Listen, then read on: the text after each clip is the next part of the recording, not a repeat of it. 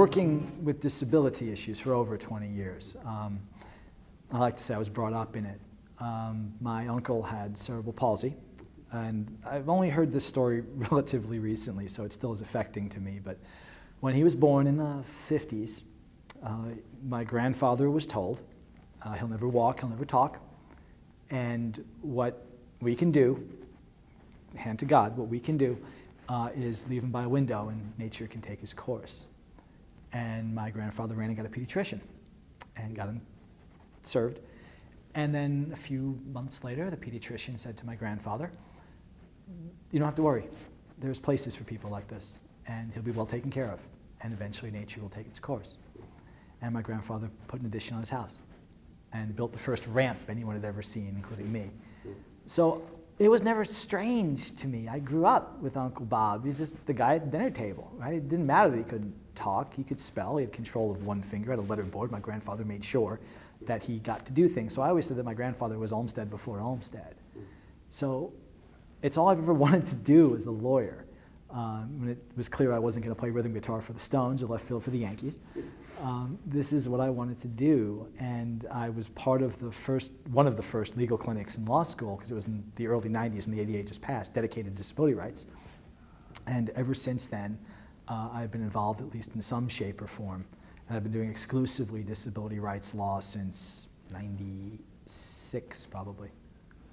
Jenny is a young woman who has Down syndrome.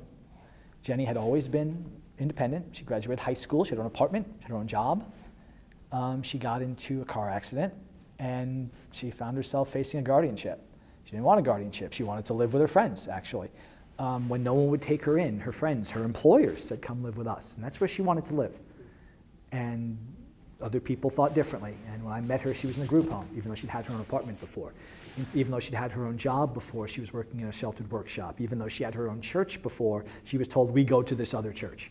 Even though she'd had an active social life, she was told, "You can't see people." And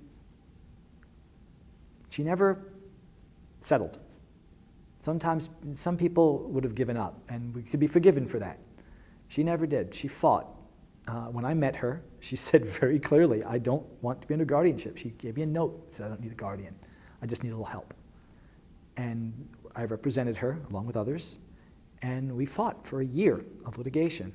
And at the end, the court freed her and gave her the right to use supported decision-making and said, "Even if you need a guardian for these two things, health and safety issues, nothing else, I'm going to sunset that in a year.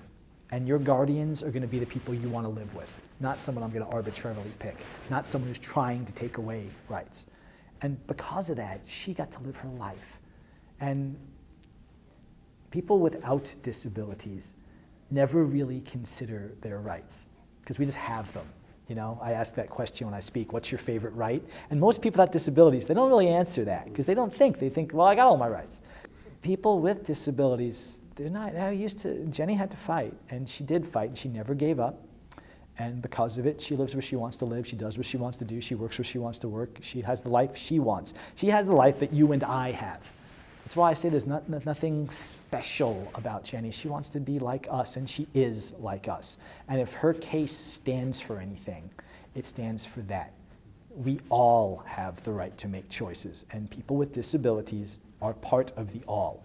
And it's our job, society's job, to make sure that everyone has what they need to have that kind of life. You and I have that. Why aren't we doing that for people with disabilities and saying, what is it you need to be part of your community? Rather than, because you have Down syndrome, you cannot be, you must not be. I ask this to professionals all the time, and please forgive me for rambling. But I always say, did you pick your job because you stink at it?